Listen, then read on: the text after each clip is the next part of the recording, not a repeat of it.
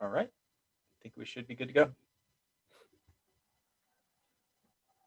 All right, well, good evening, everybody. My name is Miguel Lua Reyes. I am the Early Assessment Program Coordinator here at Cal Poly. I use he, him, his, and el pronouns. Hello, my name is Eric Valdez. I am a second year transfer here at Cal Poly studying aerospace engineering. My pronouns are he, him, and his as well. And I am also the transfer academic coach for the Transfer Center. And today we'll be speaking to y'all about goal setting for the winter quarter. Full disclosure, we are recording this, so there's a recording going for this session. All right, let's get into it. Okay, so starting off, we want to really take this time and kind of just reflect on the previous fall quarter that we just had. So we want to look at everything, whether it be ranging from your academics to how you perform within your social groups or whatnot. We really want to start with the positives. What worked? What do you want to transfer over into this upcoming quarter and future quarters? On top of that, we also want to look at the negatives because there is a balance, right? Maybe something didn't go exactly how you planned, or maybe you didn't go or perform as well as you wanted to in one of your classes. So we want to try to like pinpoint those and see what we can do to improve them. As well as we know that there is also going to need to be change. Like I said, there is a balance between positive and negative. So we need to see exactly how we can improve those negatives as well as still maintaining the positives for the future. And now please take a moment to kind of, okay, you go back, Eric? Yeah, sorry. I guess fine. There we go. There we go. Just take a quick moment to reflect on these questions and just start thinking of ideas of items or goals that you would like to accomplish for this winter quarter. Mhm. All right. And now we're going to talk about failure. So, when it comes to failure, a lot of individuals feel like when they fail that they're the only ones that fail, but the reality of it is that everybody fails, right? Like failure is a part of life and it's a part of the learn by doing process. Like you do an attempt, you fail, and we get that feeling of like, oh, I'm not good enough, like what went wrong. Instead of feeling that way, we should kind of change our way of thinking in which we actually look into what exactly happened? How can I learn from that event? For example, for me as a staff member, when I was in college, I've always struggled with math. And for me, the one class that always stumped me was chemistry because the math involved in chemistry, it never really clicked for me. So I actually ended up taking chemistry three different times. The first time, I was a week into the course and I dropped it. I got a W. The second time, I was halfway into the course and I wasn't doing as well as I should have been, and I dropped it again. And the third time, I told myself, you know what, this time what exactly about the scores is making me want to drop it? Like what are the things that are challenging me? I realized it was the math, and I realized, okay, I have to do something different. So I actually went to tutoring. I went to my professor's office hour. I joined different study groups, and by the end of the semester, I passed the class with a C, and it took a lot. It took a lot for me to actually do that and achieve that C, but I was able to accomplish that class and move on with my college career. Yes, and in my case, my story of failure, I guess, it can really be seen when I first came to Cal Poly. We all know that the quarter system can hit very, very hard and very, very quick. And being used to the semester system, coming in as a transfer student, I wasn't too prepared for that, to be honest. So there was one class in particular. It was statistics, and I wasn't really used to the topic. And so coming into the quarter system with that sort of new topic was really hard for me, and I was honestly like failing like every midterm. Um, but with that being said, I still put my head to the grindstone, and I was still able to come out with a C plus. And for myself, I viewed that as a failure. But it's something that you learn from, and because of that moment, I realized what I needed to do to move forward and what not to do in future quarters as well.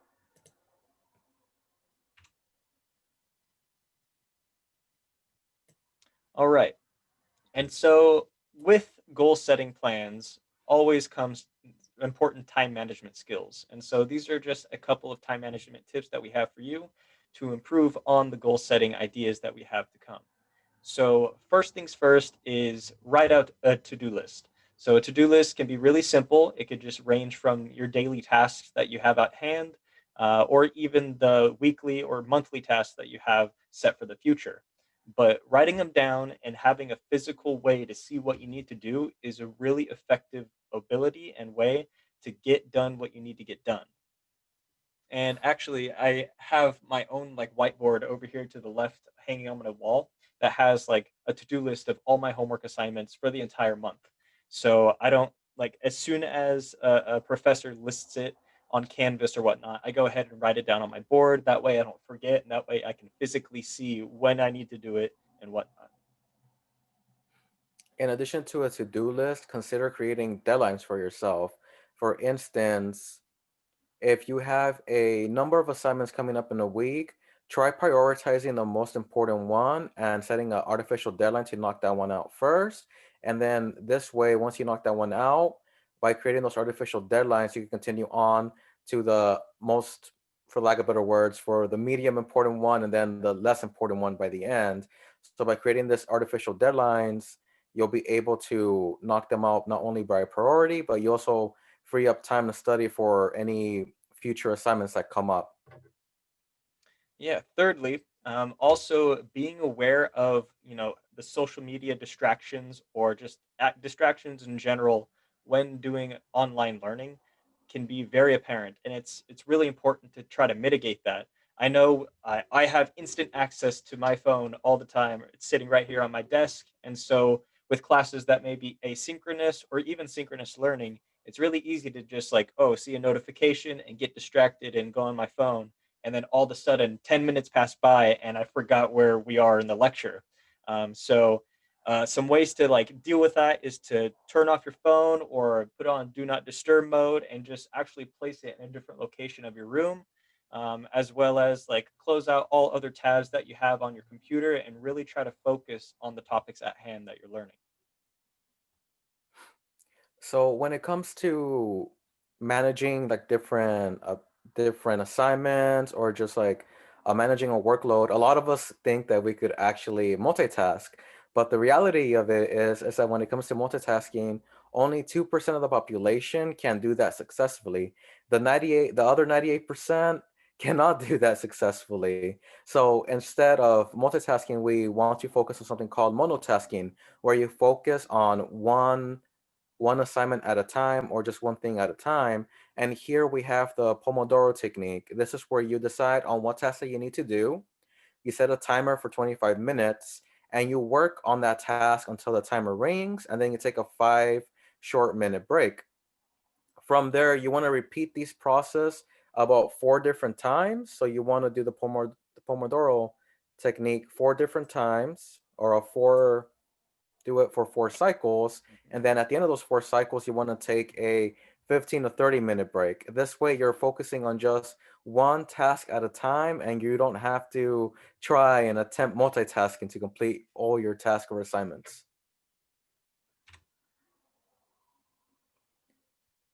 So before we move on, I do want to share in the chat Mhm. a time management schedule from from the folks over in the Academic Skill Center. So I'm gonna go ahead and relay that in the chat. Yes, check that out. They also have a bunch more other resources necessary that'll help you with like time management slash goal setting as well. And now for this slide, we want to start thinking about a couple of potential goal ideas. Some of them might include doing better in your courses, getting involved, even though that might seem a little bit challenging due to everybody working from home, but getting involved is important in your college career. Saving money, or even living a healthier lifestyle. Now, I'm gonna recommend that at this point in time, just start thinking about different potential goals that you have for yourself for the upcoming or for the quarter. As later on in the Zoom session, we are actually going to cover an activity that we will be doing today. All right. All right. So, getting into what SMART goals actually are. So SMART goals basically take your one goal idea and really make it into a fully fleshed out idea that you can look back on and really see if you're making progress towards your end goal. So SMART goals are broken up into five different topics. Firstly, we have specific, and then it goes to measurable, achievable, realistic, and timely. All right. And so to start off in the specific section, really focuses on what do you want to accomplish, with your goal. Who all needs to be included and when do you want to complete this goal by? And it just really drives home the fact of just why is this even a goal that you want to seek out? Next up is measurable. How can you measure progress and know if you are on track to successfully meet your goal? And then we have achievable. So, do you have the skills or resources to achieve this goal right now? If not, how will you go about, or what steps will you take to obtain those resources? And what is the motivation of this goal? Is the amount of effort that you're going to put in on par with the goal that you will achieve? Next up is realistic. Why am I setting this goal now? Is it aligned with my overall objectives? As well as finally, we have timely. So, what is the deadline you want to complete this goal in? And is it a realistic deadline?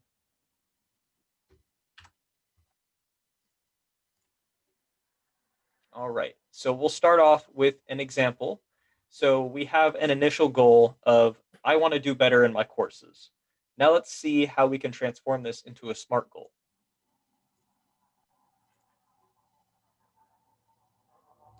All right, so first off, we have specific. What do you want to accomplish? I want to get A's and B's in my courses this quarter. Next, we have to look at who needs to be included. Who can assist you in completing these goals? And so an answer to this example may be you have to have help from your professors, teaching assistants, maybe even tutors at the Writing and Learning Center. Or there may be a plethora of other resources you can come up with as well. Next up is when do you want to do this? By the end of the winter quarter? And finally, why is this a goal that you want to accomplish? Maybe it's because you want to do better in your classes. That way you can graduate on time or even sooner.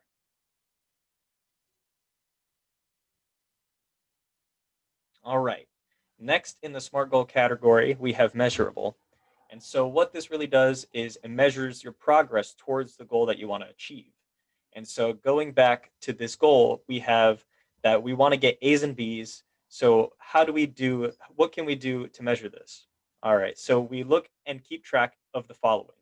Maybe it's going to professor office hours. Maybe it's going to tutoring sessions to help you in a specific task. Maybe you don't work so well in just a one group like solo task, so you have to really branch out and do study groups. Or maybe it's just really focusing on quizzes and tests, or maybe even essay grades to really boost you in getting A's and B's. So after you do this, you want to reflect. So do you feel that you understand the material at hand better after using these resources, such as going to office hours or tutoring study groups? Now we have achievable, achieving the goal. First, you want to recognize like what resources do you have at your disposal. It could be your professors, tutors, academic services, study groups, and overall time. So, what do we mean by time? When it comes to time, if you're doing a full-on course load, like for instance, myself when I was a student, when it came to the social sciences, I didn't really need to study as much as when it came to math. So sometimes I would sacrifice some of the time that I would have utilized to study for the social sciences and use that time. And I use that time instead to focus on my math classes. So it's kind of identifying, like what are your strengths and what are your weaknesses, and how can you apply time to that. Now, you also have to consider what is the motivation for this goal. Of course, here is completing your degree. It's amount of effort required on par with the goal, with what the goal will achieve. Like, yes, academic preparation equals college success. And again, it's recognizing those additional resources that you could utilize as a student. So going to your professor's office hours, creating a schedule, allocating extra time to a course, and just getting feedback from your peers, like maybe checking in with your other classmates and asking them like, hey, how do you study for this class? Like, what are you doing to prepare yourself for this class? And like, what tips or advice do you have for me? Next, we have the realistic category. You have to reel it back in and just look at your goal overall and say, is it realistic? Why are you setting this goal now? For this example, after a quarter at Cal Poly, you may have realized that you really need to focus on your grades because this virtual format was in need of a little bit of adjusting. And you have to also look at, is it aligned with your overall objectives? So in this case, yeah, getting A's and B's in your classes will put you on the path to graduation at the correct time.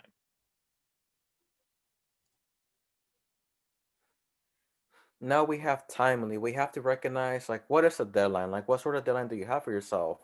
And here for this example, the deadline is at the end of the quarter. However, again, consider creating your own mini deadlines. Now with these many deadlines, like what do we mean by that? We utilize these mini deadlines to kind of set up expectations for yourself for the course. In which case, let's say that you take a your first quiz and you get a 7 out of 10. Possibly for your next mini deadline, you use the next quiz to go to office hours to attempt different types of study sessions, or just get some tutoring and aim for a higher grade for the next quiz. So by using that mini deadline, you're actually aiming for higher grades. Now, it's not just quizzes, but also how about improving on your next paper, your next examination, going from, for instance, going from your first quiz that you got a 7 out of 10, and your next couple of quizzes where you solely get higher grades, while that those extra points might not seem like much, the reality of it is that those small gains do add up. Now, here for this slide, let's look at our initial goal and our SMART goal. So, our initial goal is I want to do better in my courses. Now, after applying the SMART method to the initial goal, what does that look like? My goal is to get A's and B's in my courses this quarter. I will achieve this by visiting professors' office hours, attending tutoring sessions, and joining study groups. I will keep track of my progress by reflecting on how well I understand the material after attending these sessions. I have until the end of the quarter to achieve this. Achieving this goal will put me on the path towards graduation. So here we can see the sharp difference between the initial goal and the SMART goal. The SMART goal lays out exactly what we want to accomplish, a plan as to how we will accomplish it. In this case, going to professor's office hours or attending tutoring sessions, joining study groups. And lastly, how the student will actually keep track of the goal. In this case, they will reflect to see exactly how way they are or how well they are understanding the material. And lastly, it gives us a deadline. It gives us a deadline in which the student will complete this goal by. So we see the sharp difference between the initial goal and the overall SMART goal. All right. And now we're going to be doing an activity with those who are here, just really fully fleshing out that SMART goal idea, taking their initial goals and turning them out into a SMART goal. But if you're watching this on recording, we highly encourage you to do this sort of like breakout session as well. So if you're doing this at home, right, we have actually a sheet, an activity sheet where wherever this recording ends up, there should be an attachment that you can go ahead and fill out as well. So just whatever you may be doing at home, go ahead and take that initial goal that you have and fully flesh it out into a SMART goal. And if you need, you can refer back to this recording here and look at the PowerPoint presentation where we have our initial goal and the final SMART goal may be something that you want to look back at. Um, but for now, I think that is all we have for the recording. Miguel, is there anything else you'd like to add? No, that's all we have for the recording. Should you have any questions, please feel free to reach out to the Transfer Center. Just go onto the Transfer Center page. There is an email there. And in addition to that, I believe your email is also located in the Academic Coaches page, right, Eric? Yes. So if you go to, I believe it's transfer.calpoly.edu, There should be links to both myself under the academic coaches sections, as well as directly to the transfer center email. So if you have any questions, please feel free to reach out. Mhm. All right. Well, thank you so much for joining us, and we hope this was super helpful for you and your future endeavors here at Cal Poly. All right. See you later.